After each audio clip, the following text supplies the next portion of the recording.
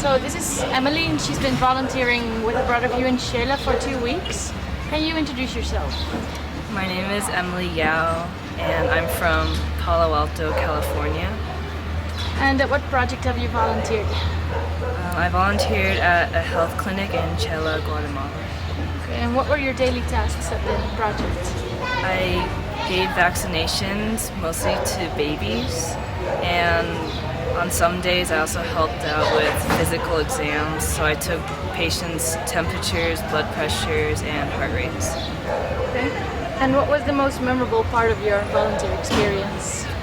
Getting to talk to the people who live in Xela and getting to know more about their culture.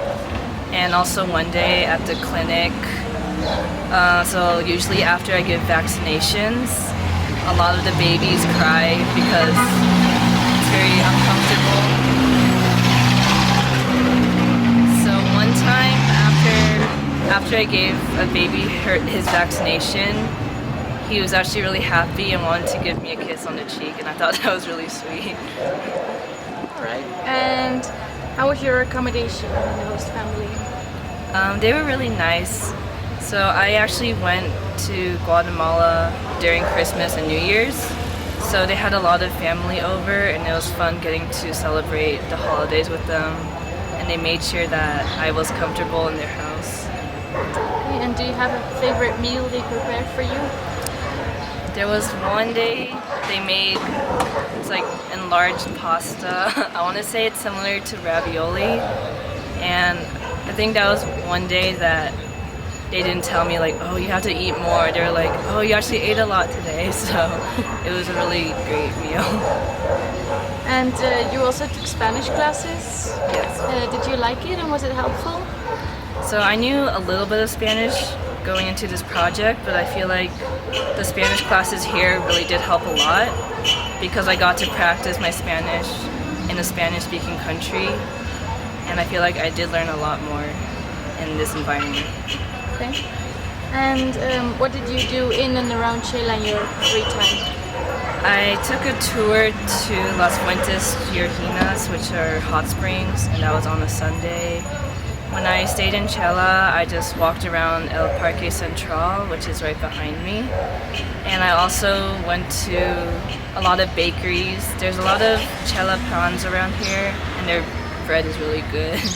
I also stayed at cafes because their juices and smoothies are also pretty good. Alright. And why did you choose abroaderview, and how was their support both in the US and here? I chose abroaderview because of the flexibility of when I could come volunteer. So I chose right when my winter break started in college, and I felt like abroaderview was they accommodated to my schedule, which was really nice. And I felt like I was prepared going in because in the United States they would always ask me like, oh, do you have this ready, and do you have your bus ticket ready? And actually, they didn't email me my bus ticket, so I had to ask them for it. And it was just good making sure that I had all the materials before I left. Right. And would you recommend this program to future volunteers, and do you have any tips for them? I definitely would recommend it. And I feel like I should have stayed a little longer because during the holidays, the clinic wasn't open as much. So if you do want to volunteer with abroaderview, I recommend maybe at least a month to fully experience the culture and be able to volunteer a lot. And it's just really fun getting to live with another family and talking to people from a different country. Okay.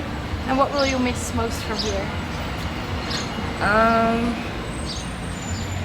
I think I would miss the food. It's a lot different from the United States. I feel like it's a lot fresher here, and I don't know, a lot of people told me they threw up when they came here, but I didn't have any problems with that. And I think I'll miss all the activities in El Parque Central. Like today there's a market, and I already bought a lot of souvenirs, and you don't get a lot of that in the United States, so I'm gonna miss all the touristy things here. Okay, well thanks a lot for your good work, and I hope you enjoyed your time and have a good trip home. Thank you.